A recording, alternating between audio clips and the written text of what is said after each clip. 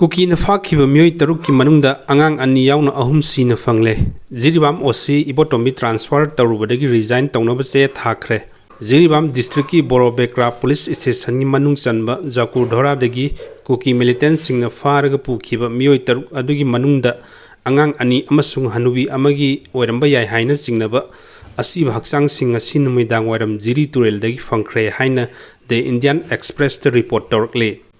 Pau asina makhata na hai asi bhaksang ahum adu Assam Rifles ki personnel singna Jiri turel amasung Barak turel dagi lonaba Jiri muktagi ni kasar da base tauba AR personnel sing aduna asi bhaksang ahum turel da tawkhrakle haibadu tabadagi manak nakpa leiba nga phaba mioi kharada hainaraga haksang sing adu lakhot khibani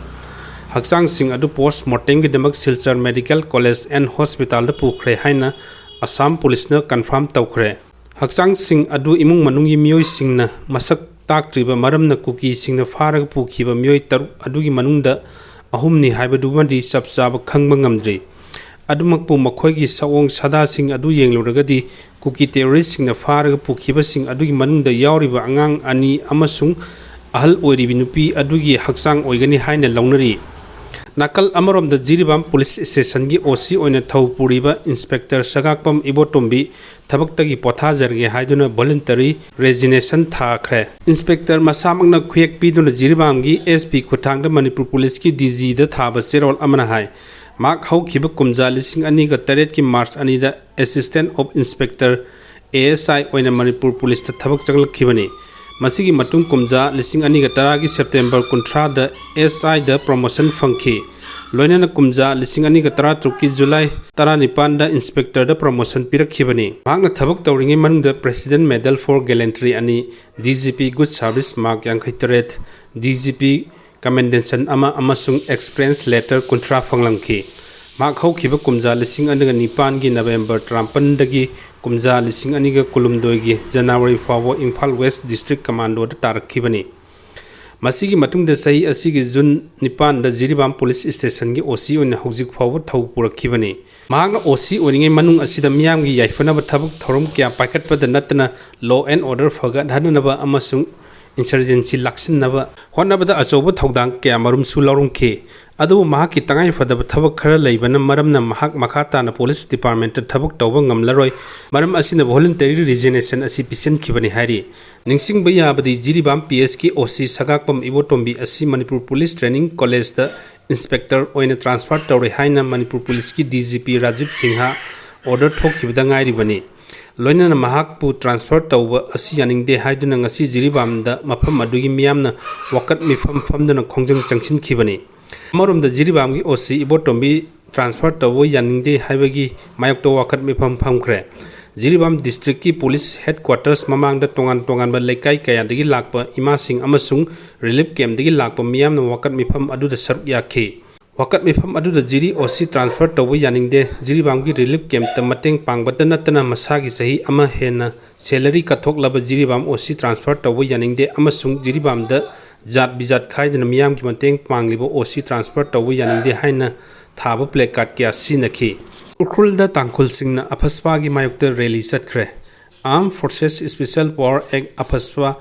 lisingamaga samapan yangkhai ga nipan border fencing amasung free movement regime FMR lokthok khibagi mayukta ukhul da tangkhul gi nupi kamarum na rally satkre tangkhul sanau long na sinduna satkhiba rally aduda Manipur khakta dantana Nagaland amasung atai atopa yumol naba singda leiriba naga sing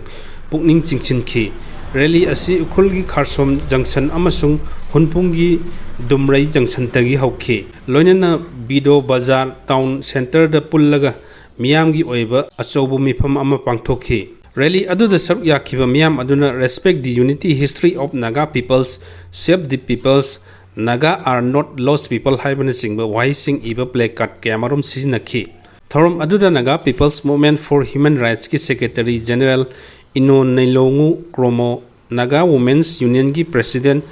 Lucilla Tuimai amasung Naga Global Forum gi co-convener Deros Merina Wangangloi oina saruk yakhi loinana Naga gi miyam na ngasi fawda thengnariba awaba sing matang da marik summa wari likhi thorom aduda wangangladuna Kromo na hai Indo-Naga Peace Talk amasung India government amasung Naga miyamgi marukta nungsi chanana mari fagadhanaba yamna maru oiba khongthang amani. Adubu lamdam asida apaspa gumba yamna tamthiba law amasung chalaiduna thamba asina miyoi hak khongawnare. Asumna lisang singna thamjilaklabda India government amasung Naga singa lainariba mari asi akaiba lakpa yai. Thorum asiga mari lainana TSL gi vision lising ani ga yankai haina mingthonba kumja lising ani yankai phawbu chathagadaba road map amasu phongki. Loinana makhata na Naga sing punna leminaba iromdom lepsaba ngamnaba honaba amadi oppressive policy singi mayokta ihau hauba haibani singwa wafam kyamarum road map asida yauri. Thorum aduda wangangladuna UNC gi Secretary General Barayona hai. Ngamkhaide fencing khabagi thabak asi Naga singbu tokhai tahanaba honarakpa thawongni. Masina Naga masel gi marakta khaibung tahanduna apunbagi pangal sagatpada achauba singnaba ama oirakani. Maram asina border fencing gi wafam asi Naga singni yafam thokte. Mifam adu miyam punamakta apaspa border fencing amasung FMR lokthokpagi mayokta amatta oina leminaba haina wafamda punna wasak lawminaduna loisinki.